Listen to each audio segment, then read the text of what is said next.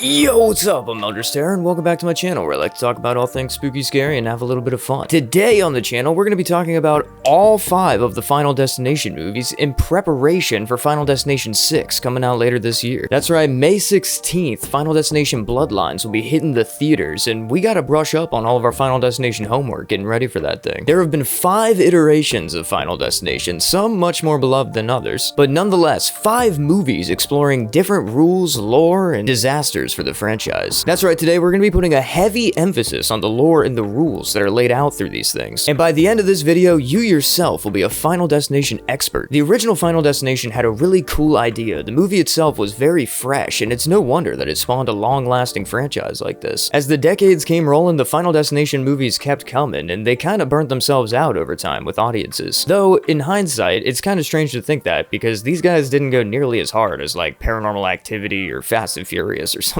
like that. But strap yourself in today, because we're going through all the disasters, all the movies, all the through lines, plot points, rules, everything like that. So without further ado, let's hop into the original. Senior school student Alex Browning boards a scheduled Flight 180 on a Boeing 747 along with his fellow classmates for their big class trip to Paris. Leading up to takeoff, everyone is overjoyed that their time in school is coming to a close, granting them new and exciting lives to lead, as well as an awesome school trip to kickstart their ambitions. Well, everyone except Alex, that is. He has a premonition that the plane will face some kind of mechanical failure, eventually leading to a mid-air explosion that would kill everybody on board. When a few key events from the early moments of his vision begin to occur in reality, he has a full mental breakdown, telling everyone that they need to get off of the plane immediately. However, everyone just kind of thinks that he's crazy, and a fight breaks out between Alex and his class bully, Carter. This results in both of them being removed from the plane. Alex's best friend, Todd, follows behind, as well as Carter's girlfriend, Terry, a concerned teacher, Miss Luton, and 2 students, Billy Hitchcock and Clear Rivers. Everyone besides Carter seems concerned with what Alex is going through, though none of them expect what he's saying to be true, more concerned that something's just very wrong with this guy. Clear isn't so confident though, as she's not willing to take any chances. As the commotion continues, the plane takes off and does explode in the air just as predicted. Survivor's guilt sets in, and no one can believe what had just happened. The survivors are then interrogated by FBI agents Wine and Shrek, who are both highly suspicious of Alex, not really buying into the whole I'm psychic thing. About a month later, the surviving students attend a memorial service for their fellow classmates. That night, we watch for the first time as Death does his stuff. We see Todd as he prepares himself for bed and feels a cold draft coming from a window. He closes it, but the draft persists and closes the bathroom door behind him. Todd goes to evacuate his bowels when he plops himself down and his thick cheeks manage to crack a pipe, springing a leak onto the floor. From here, he attempts to shave, immediately cutting himself in the process. Elsewhere, we see that Alex is being pestered by an owl in his room. He throws a newspaper at it, and the paper gets shredded up in a fan, one piece being shot back to Alex and that piece reading Todd. We return to Todd and witness as he slips on the growing pool of water and falls neck first into a shower's drying cord, slowly and agonizingly strangling him to death in his bathtub. Todd's death in the first movie is a really important one for a few reasons. Yes, it is the first time that Death catches up with somebody after a major incident and does his stuff, but also there's some themes that were featured throughout this kill that weren't featured in any other kills in the Final Destination series. Here they tried out things like giving Death a corporal form, showing the shadow behind Todd when he's shaving. And there's also an interesting little bit where the water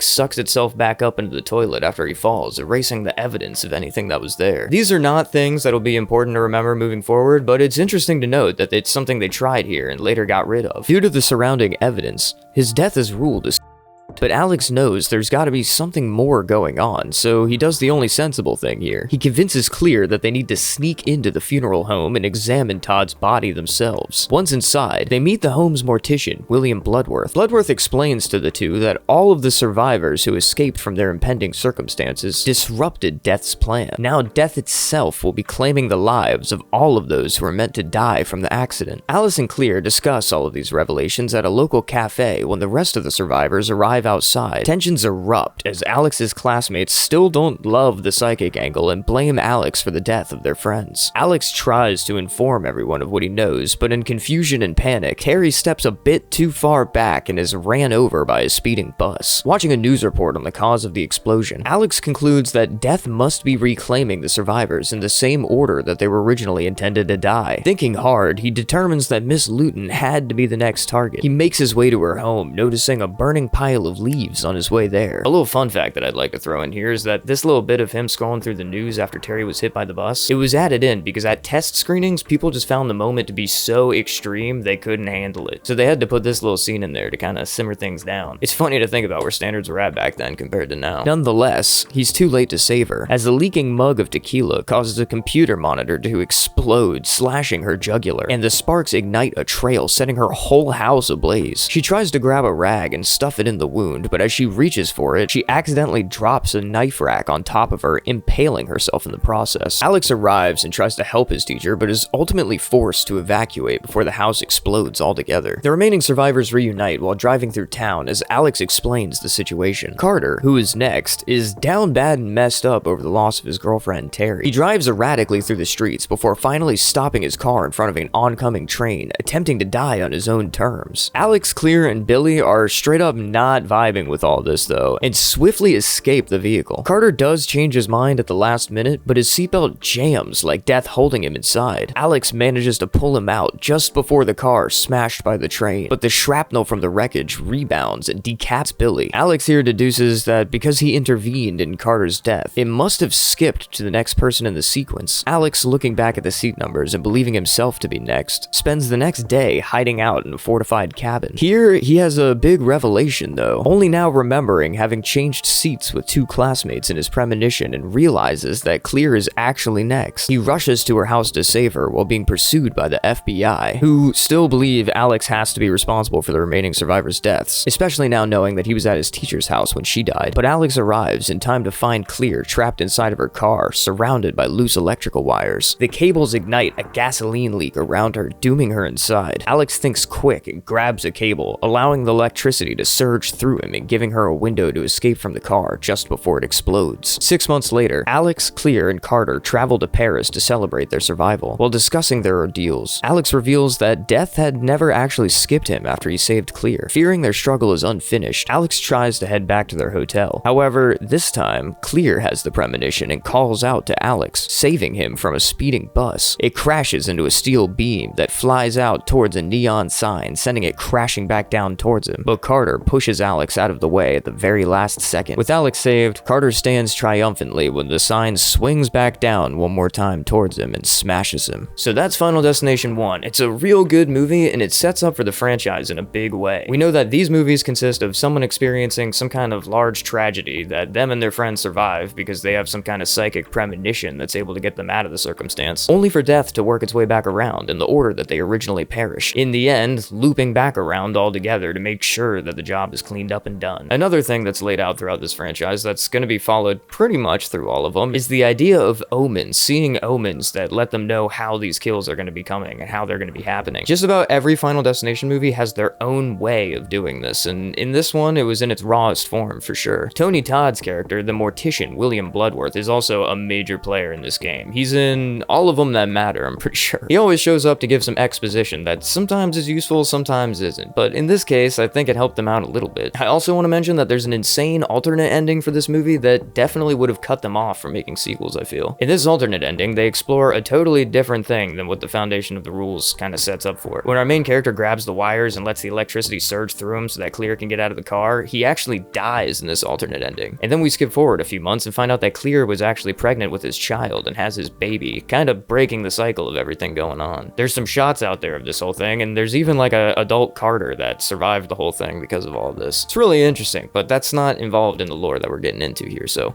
let's move on to Final Destination 2. 1 year after the explosion of Flight 180, college student Kimberly Corman is heading to Daytona Beach with some friends for spring break. While waiting on the entrance ramp to major US Route 23, she has an insane premonition of a seriously frightening and excessively violent pileup caused by a logging truck. She has a classic Final Destination freakout as she stalls her car on the entrance ramp, preventing several people from entering the highway in an honest attempt attempt to save their lives. A few angry members of the traffic consisting of recent lottery winner Evan, a mother named Nora and her 15-year-old son Tim, a businesswoman Kat, stoner Rory, a pregnant woman named Isabel, high school teacher Eugene, and lastly, a state trooper by the name of Thomas Burke. Burke notices Kimberly having a meltdown and questions her about what's happening. Just then, the pileup occurs. All of Kim's friends are killed by a car carrier, but Burke manages to save Kimberly at the very last second. Okay, so this car pileup scene is absolutely insane, man. This is one of those scenes that put Final Destination in the conversation for horror movie veterans. Like, for real, it's impossible to look at a log truck the same way when you're driving down the interstate after seeing this movie. These deaths here were brutal and violent in a way that they weren't really in the first movie. Like, yes, everybody did die in a pretty crazy way, getting sucked up and completely vaporized inside of that airplane in the first one. But these deaths were absolutely disgusting, man. After the incident, survivors are questioned at the police station. Evan returns home from a shopping trip and decides to whip up some food. He throws on the stove and soon after gets his hand stuck in a garbage disposal. He tries to struggle himself free, but is forced to watch as his home goes up in flames from his unattended cooking. Retreating out the window to the fire escape, he falls from the rails and fatally gets his head impaled by a falling ladder. Feeling aware of death's presence, Kimberly seeks out help from Clear Rivers, the last known survivor of Flight 180. Clear has spent the past year committed to a psychiatric ward after admitting herself for protection, and here we learn that Alex Browning had been killed between films and off-screen by an anticlimactic falling brick. Kimberly and Clear inform each other of everything they both know, and Kim explains that Evan was the first of the highway survivors to die, though that wasn't how it happened in her initial premonition. Clear deduces that the survivors must be dying in a reverse order this time around. Clear decides to help and introduces Kimberly and Burke to William Bloodworth, who informs them of a new rule that will be adding to the lore when he tells them that only new life can defeat death and break his cycle. Now believing that the birth of Isabel's baby could disrupt Death's plan, Burke sends fellow Marshal Stephen Adams to take her into custody while he gathers the other survivors in his apartment for an info dump. Alright, so now we have our answer for why we're working in a backwards order here in this one, and I think that's a little bit interesting. This is one that's just a key factor for this movie alone, and again, won't be brought up later down the line, but it's kinda interesting that they tried to bring it in here. Basically, they're insinuating that all of these people were supposed to die in the Flight 180 crash, or something about the original group of survivors surviving that Flight 180 crash somehow led for these people to move on with their lives too, and that the accident that happened on the highway was already cleaning that up, so that's why we have a reverse order in this movie.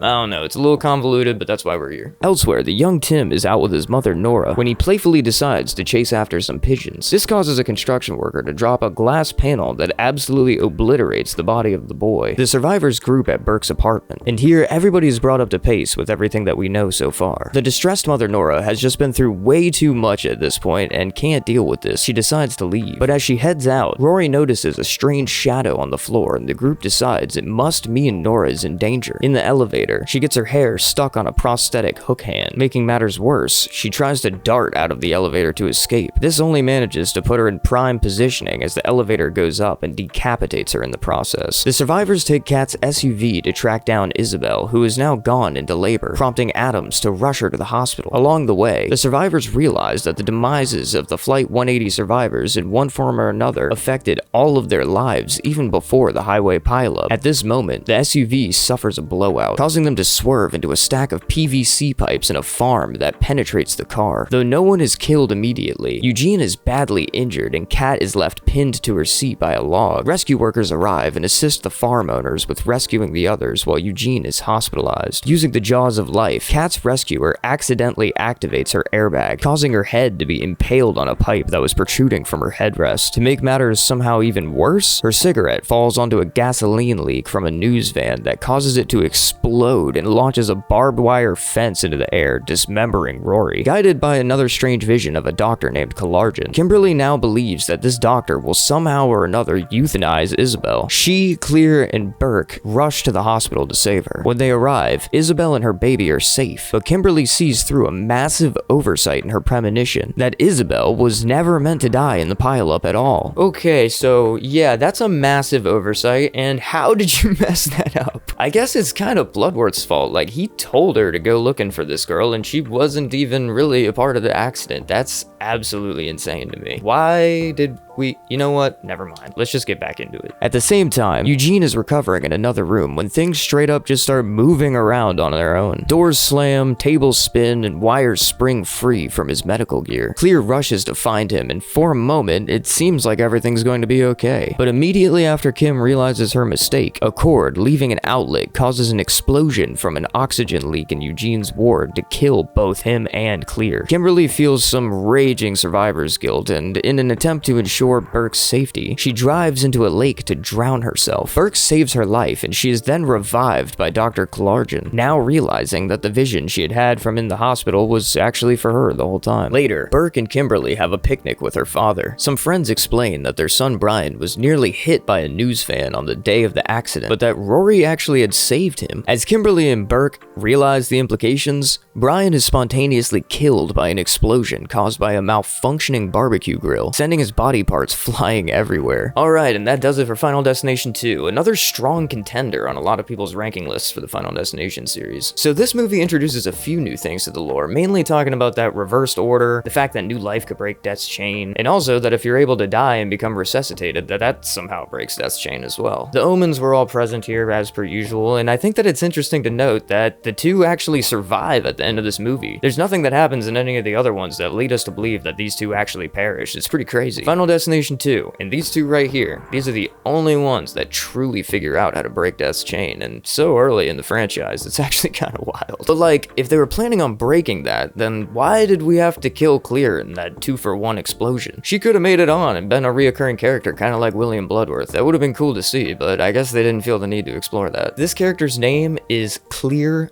Rivers. What an insanely stupid name for a character. I'm sorry, I like this movie, but man, what are we talking about here? Final Destination 2 takes all of that extra spooky supernatural stuff, like Death having a corporal form and when the water sucked back up in the first one, and it just shoves all that out the window. We're going for a more realistic approach with things now, I guess you could say. But don't get me wrong, Final Destination 2 is a very goofy movie. It definitely doesn't take as serious of a tone as the first one does. It replaces that with a lot more gratuitous violence. But now we're moving on to everybody's favorite, and I really mean that. This movie has an insane cult following. Final Destination 3. It is now 6 years after the Flight 180 explosion and 5 years after the Route 23 pileup when we meet high school student Wendy Christensen as she visits an amusement park in Pennsylvania with her boyfriend Jason, her best friend Carrie, Carrie's boyfriend Kevin, and a few of their classmates to celebrate their graduation. Here, her friends decide to ride a thrilling and intimidating roller coaster called the Devil's Flight. Before boarding, Kevin and Jason throw a coin toss to see who gets to sit in the front and who has to sit in the back. As a result, Kevin gets the back with Wendy, who really doesn't even want to be on the ride anyway, and Jason, Wendy's boyfriend, is in the front with Carrie. As they board, Wendy has a premonition that a dropped camcorder will land on the ride's severely eroded tracks and it'll be run over by the train's cars, causing the hydraulics securing the restraints and train cars to fail during the ride, subsequently killing everybody on board. Wendy comes to and screams for everyone to get off of the ride. The attendants see this and open up the back cars, letting Wendy and Kevin off. Hot-headed fellow graduate Lewis gets annoyed and tries to start a fight, forcing an attendant to kick them out, while several others get off of the ride just due to impatience. This includes best friends Ashley and Ashlyn, alumni Frankie, and a goth couple, Ian and Aaron. Before the ride starts, Jason tries to get off and help his girlfriend Wendy, but the attendant just simply ignores him and starts the ride anyway. Wendy desperately tries to stop them, but it is far too late and her devastating visions are confirmed as she sees the cars fly off of the tracks. So this roller coaster scene pretty much goes without saying, this is nuts, man. I could say that about all the disaster scenes in this franchise, but this one in particularly hit home with a lot of people. I'm a theme park guy. I love me some roller coasters. I ride them every year, so many times throughout the year, and when I was a kid and I saw this movie, it definitely made me think twice for a couple of summers. And honestly, I don't think that there's been a time since I've seen this movie that I've been able to ride a roller coaster without holding onto my harnesses a little bit extra tight. Weeks later, Kevin tells Wendy about the explosion of Flight 180 and the survivors' subsequent deaths, believing that they may be in a similar situation. When she gets home, Wendy looks over the photos that she took in her camera that night of the accident. Meanwhile, superficial best friends Ashley and Ashlyn attend a tanning salon. At the same time, Wendy sees ominous things in the photos. Ashley and Ashlyn are trapped and incinerated when the tanning beds seriously malfunction and a series of things fall over, pinning them inside and burning them alive. A funeral is held for the two, and after, Wendy confesses that she now believes that death has come back for the lucky survivors of the roller coaster crash. Wendy and Kevin learn that Frankie would be next since he sat behind Ashley and Ashlyn on the Devil's Flight. Believing there could be clues to the survivors' deaths hidden within Wendy's photos from the night, they pull into a fast food drive-thru to look into the photos for those clues. Just then, a giant truck starts rolling down a hill and is headed straight for them. Wendy and Kevin do fortunately manage to escape from the car before the truck slams into it, but this also causes the motor to lunge forward into the car ahead, forcing the fan to eviscerate the back of Frankie's head. Wendy and Kevin discover that Lewis is now next and find him in the weight room. Lewis refuses to believe that anything is after him, for he claims that death fears him. While working with the weights, two model swords cut the safety wire from this machine. The three are unaware of the severed safety wire, and Lewis lifts the two weights. Without something holding them, the two weights fall, the Bowflex machine plunges, and crushes Lewis's head. Next in line would be Ian and his girlfriend Erin, who are working at a hardware store when Wendy and Kevin arrive to warn them of the impending doom. The two simply scoff at the idea, thinking that the whole thing is just some kind of a joke. But when Wendy figures out the clues to Ian's death, she sees the signs approaching. She manages to push him out of the way of some falling wooden stakes and plywood. Though this does save Ian, the commotion causes Erin to trip back and fall into a nail gun, activating it and shooting nails through her head. Later, Kevin works as security at the town's 300th anniversary McKinley Tricentennial Fair. Wendy, who's shut in at home not feeling too festive, tries to look for clues on what's coming for her and Kevin. While digging through more photos, she's shocked and horrified to discover that her sister was also on the Devil's Flight and is actually next. Kevin finds her at the fair when a white horse becomes loose and the rope around its neck wraps around Julie's neck. The horse gallops, dragging her, and Julie is nearly killed, but Kevin intervenes by cutting the rope just in time. Wendy arrives at the scene and asks her sister who is sitting next to her on the ride, but Wendy's question is quickly answered when Julie's best friend is straight up impaled by a flagpole that had been launched by a rope from the horse like a missile. The people at the fair panic and leave at the gruesome sight. Death then moves on to Kevin, sending fireworks straight towards him, but his death is intervened as Wendy pulls him out of the way just in time, nearly burning his face in the process. The remaining crowd flees and Ian emerges, driven now mad by paranoia. Wendy suspects from her clues that Ian could somehow be the cause of her death, but believing that he is safe since death has skipped him, Julie, and Kevin already, he wants Death's cycle to just end on Wendy. Wendy, noticing that incoming fireworks are headed to kill her, ducks as the fireworks pass Ian and hit a giant cherry picker. Ian laughs, thinking that he is now invincible, but as the words leave him, the cherry picker begins to lean. Ian looks up as the thing falls, crushing him to bits, ending the threatening presence of Ian for good. Wendy now believes that Ian inadvertently took her place in destroying Death's list. 5 months later, Wendy is on a subway and begins seeing signs of Death's malicious approach. Julie and Kevin meet her on the train and she has another premonition of it crashing and killing everyone. Wendy comes to and tells Kevin about the vision. She and her friends go to make their escape, but this time, it's already too late. The train is in motion and Wendy's panicked face is shown through a window seconds before the screen fades to black, followed by the sounds of screeching metal. So that does it for Final Destination 3. This one is one that a lot of people love, I know that for sure. This movie is like a perfect time capsule of early 2000s horror movies. It's got it all there. But people love this movie, they absolutely do, and I can see why. It's great. It's probably the last one of the Final Destination movies, in my opinion, that like really stands as a credible movie. The next two we're going to be talking about rely a lot heavier on the formula than the storytelling, that's for sure. But they all kind of do at the end of the day. That's a cop-out. Final Destination 3 doesn't really try to do anything fancy with the formula. We see everything that we saw present in the first one without all of the extra frills. Accident happens,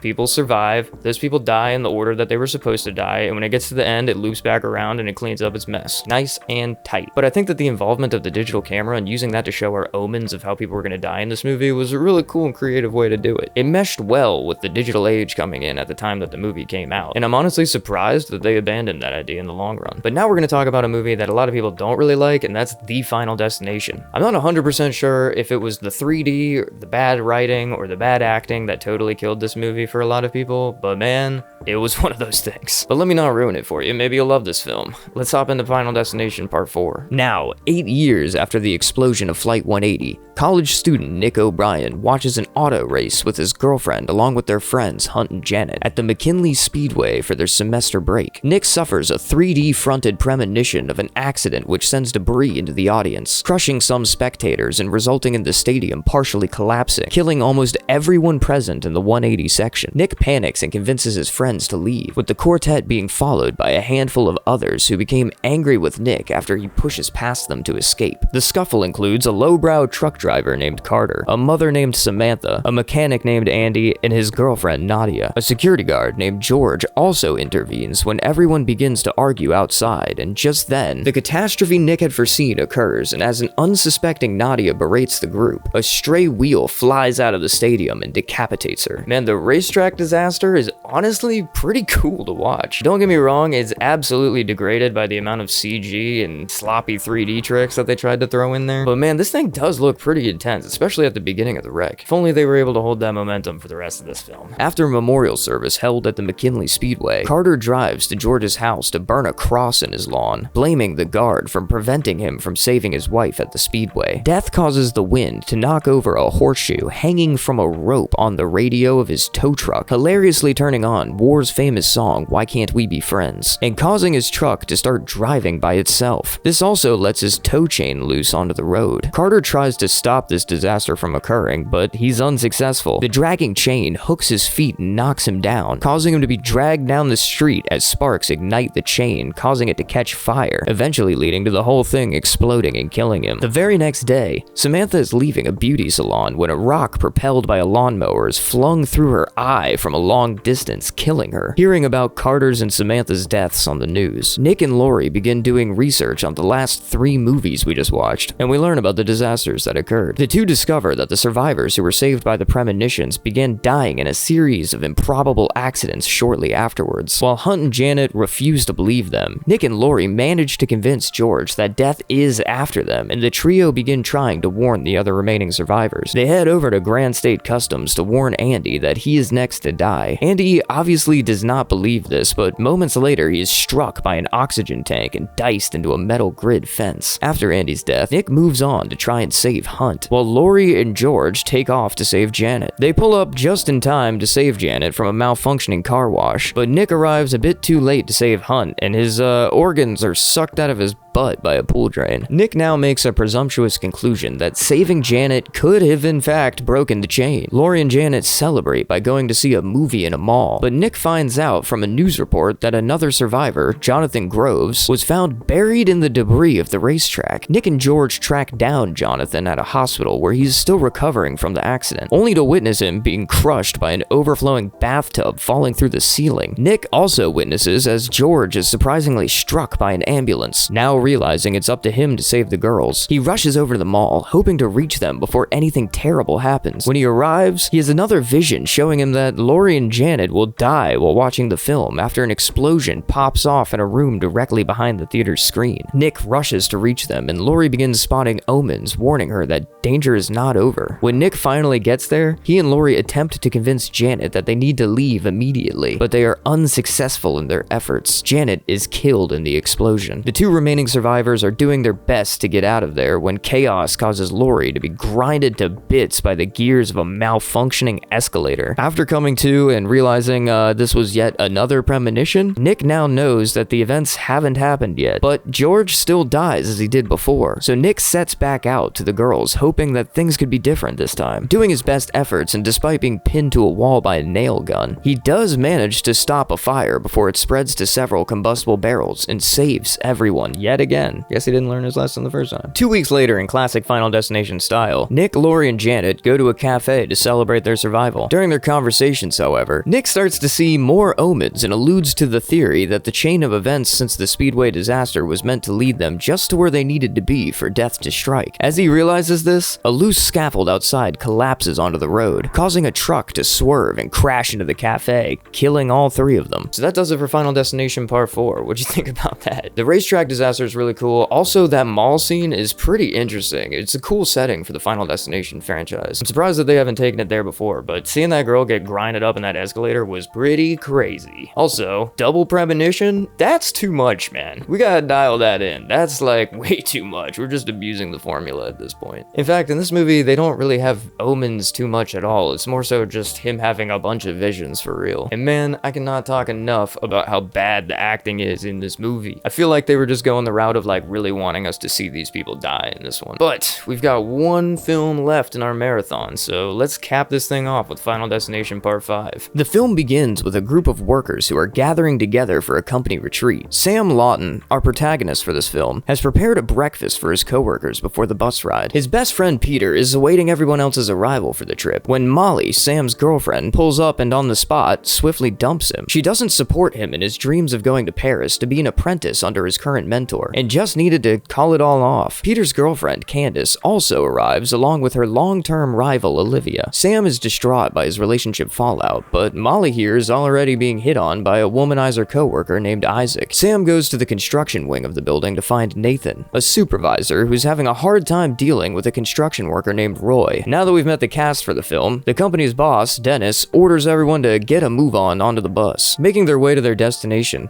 Sam has a premonition of the North Bay Bridge violently collapsing and killing everyone on the bus. Well, surprisingly, everyone except for Molly. When Sam comes to, he has his classic meltdown and forces Molly and others off of the bus. So confused, Peter, Candace, Olivia, Nathan, Isaac, and Dennis follow suit. The bridge begins to collapse, and the group look both grateful and surprised as to how Sam knew the accident was going to happen. The bridge scene here is really cool. Again, they use a lot of CG like they used in the last one, but it's just such a cool concept, and the disaster scope is crazy. There's a lot of cool things that they could do with this. There's a lot of cool kills that they could put in it, and they really went to the wall with this one. Detective Jim Block is covering the case, but he finds Sam's claims of psychic premonitions hard to believe, thinking he may have had something to do with the bridge's collapse. During a company-held funeral, our favorite mortician, William Bloodworth, is present and warns the group that death is coming after them. But they all ignore his strange warnings and tend to move on with their lives, thinking that he was just some kind of weirdo. Sam and Molly reconcile their relationship later that night. The next day, Candace is with Peter at her gymnastics practice where he cheers her on from the stands. Candace does some cool work on the balance beam when a screw from a malfunctioning fan falls on the beam without her noticing. She continues to dance around and has many close calls with it, but it never manages to injure her. Finishing her practice on the balancing beam, Candace then goes to do some vault work. She is flipping while a fan set up by one of the coaches is turned on the floor. Candace is nearly electrocuted when the faulty cord from the fan is shown passing through a small puddle of water, most likely from the faulty ventilation. However, she places a small towel on the water before stepping on it, bypassing the threat. Another girl now ascends to the beam, where during her practice, she steps on the screw and falls. She stumbles around, clutching her injured foot, and knocks over a bowl full of powdered chalk. The powder is then blown by the fan into Candace, disorientating her. As she flips, she accidentally lets go, falling and landing on her neck. Her spine completely fractures and folds out backwards, with some of the bones popping through her skin, killing her instantly. The next day, the surviving group reunites in the office to booze up and share expositions. As they do, Isaac is going through his dead coworkers' desks and comes across a coupon for a Chinese massage parlor. He heads there after the gathering, flirting with the poor coworkers. After a small massage and a painful chiropractic, she performs acupuncture, leaving Isaac in a room with soundproof walls and telling him to just go to sleep. Just then,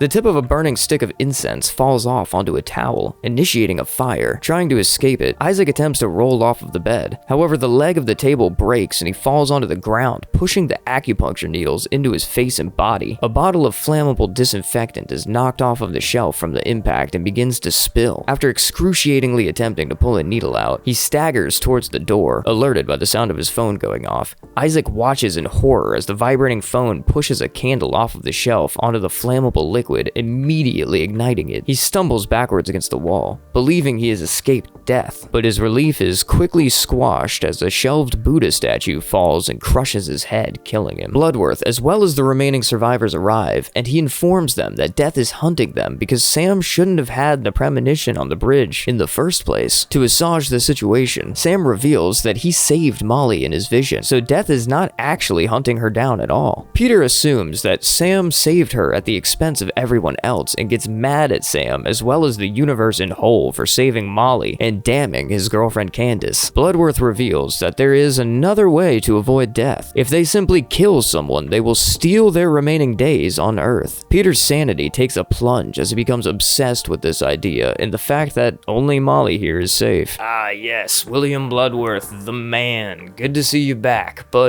hey, that new rule is crazy and wildly irresponsible. Adding to the lore of Final Destination that if you simply go out and kill somebody, that you can take their lifespan and live out the rest of their life is so wild in real world implications. But whatever, I mean, it's a movie, so like, we'll go with it. Maybe it only applies to the people that have already been in these accidents in the first place. But we'll see how that goes. Olivia nervously goes to get eye surgery later that day, with the doctor strapping her head into place as the optician prepares for the surgery by fitting a speculum on her eye. She holds tight to a little teddy bear to calm her nerves, but she squeezes it so tight the teddy bear's eyes pop out. She requests that the doctor not leave her during her procedure, but he ignores her plea as he needs to go leave and correct some incomplete files. By stroke of bad luck, a bubbling water cooler knocks over a full cup of water, splashing the cord for the machine. The machine malfunctions and starts up with the laser's intensity increasing well above the recommended maximum. Olivia realizes this and calls out, but to no avail. She then tries to reach for the remote control of the machine herself, but the remote falls onto the start button and the laser slices Olivia's eye open. The laser goes off a few more times and it burns through her hand and scars up her face as she attempts to shield herself. She finally manages to escape the machine, burnt and unable to see, as Sam, Molly, and the doctor run in to find her terrified, injured, and traumatized. Before she can be saved, Olivia trips on the teddy bear's eye, which causes her to stumble backwards, crashing through the glass window behind her and tumbling to her death. After falling multiple stories, she lands face down onto a car's windshield, her only unscathed eye now popping out of its socket, rolling onto the road and being ran over by a car. Meanwhile, Nathan is back on the worksite and still arguing with Roy. Nathan concernedly watches as a faulty crane moves closer to the pair. He urges Roy to move, but accidentally pushes him backwards as the floor gives way and the hook falls, bringing Roy down with it. Although he is stopped from landing on the spikes below, the hook impales Roy through the chin. The group reunites yet again, and Peter finds out that Nathan had accidentally killed Roy, taking his life expectancy and skipping him in death's design. Dennis grills them all over Roy's death, when a stray wrench that Roy placed on a belt sander is spontaneously propelled into Dennis's eyes and through his skull. Later that night, Sam's mentor approves his apprenticeship in Paris. He also lets Sam have the restaurant where he works for the night to spend it one-on-one with Molly. They take him up on this offer, but their lovely night is cut short as Peter crashes the dinner. He tells of how he tried to push a woman in front of a truck to steal her life, but Peter admits that he just couldn't do it. He ponders Candace's death and how she didn't deserve to die, but yet, for some reason, Molly supposedly survived Sam's vision. Seething with jealousy, Peter tries to kill Molly. She takes refuge in the kitchen, and Peter manages to knock Sam unconscious with his gun. Agent Block arrives and hears the first gunshot as Molly hides. When he makes his way inside, however, he is shot in the back by Peter. Molly begs Peter to leave as he has already taken Block's lifespan, but Peter does not want to spend the rest of his newly earned life in prison. He pursues Molly, and Sam finally recovers to fight off his friend. In the struggle,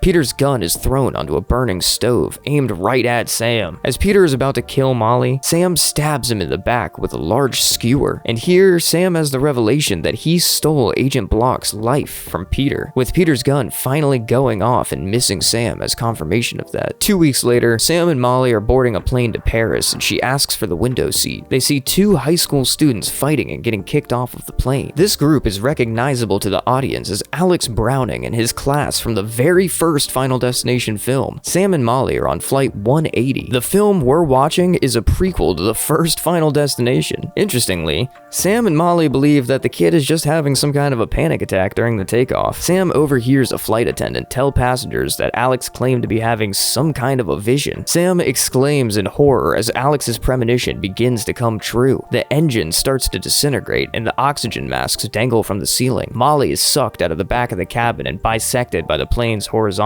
stabilizer. Seconds later, the rest of the plane is engulfed in flames and explodes, burning Sam and everyone else on board to death. As the plane explodes, the flame-engulfed landing gear is blown away and tumbles towards the city. Nathan is at a local bar for Roy's memorial service. There, he talks to a coworker who explains that Roy's autopsy revealed that he had an enlarged blood vessel that would have actually burst any day now. Nathan realizes with dread that he could be dead or back on the list at any second, but before he has time to process anything, the landing gear from Flight 180 crashes through the bar and crushes Nathan, launching his severed hand into the camera. Oh wow, man, what an ending. Looping the whole thing back around at the beginning of the franchise, that is such a cool idea. And then the landing gear falling out of the plane and crushing that guy?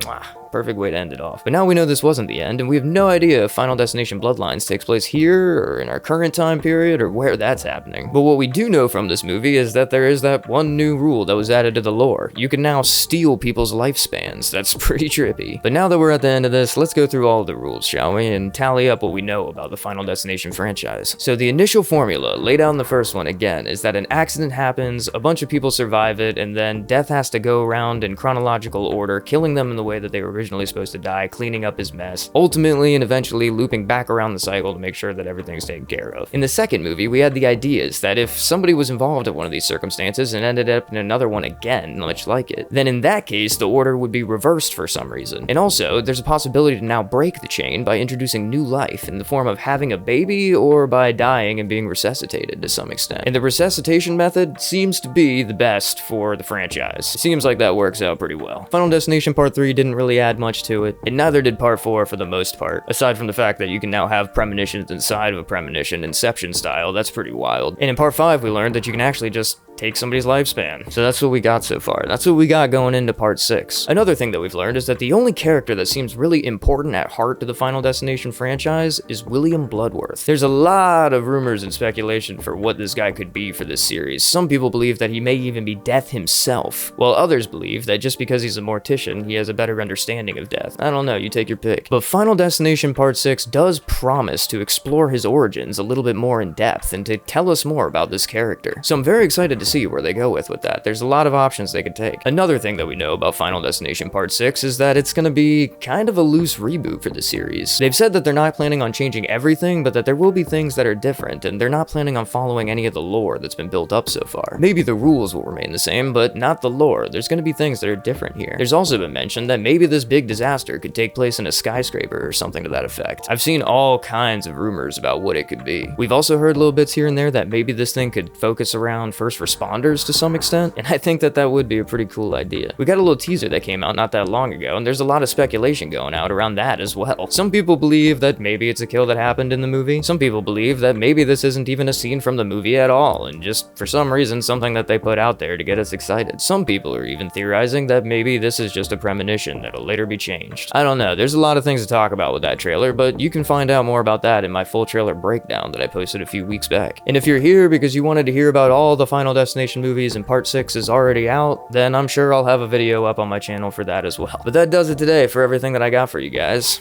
I've been Eldritch Terror, and thank you so much for watching. If you enjoyed my video today, be sure to send it to a friend you think might enjoy it too, and don't forget to like, comment, and subscribe for more videos just like this. Drop a comment down below and let me know exactly what you feel about the Final Destination franchise and what you're expecting for Final Destination 6. What's your favorite Final Destination movie? What's your favorite Final Destination disaster? What's your favorite Final Destination kill? However you're feeling today, comment below and let me know about that. Also, I am still new over here on YouTube, so if you enjoyed my video today, be sure to browse the rest of my catalog. You might find some other things you enjoy too. Again, I've been Eldritch Terror, and whether your day's been going good or bad today, I hope it gets better.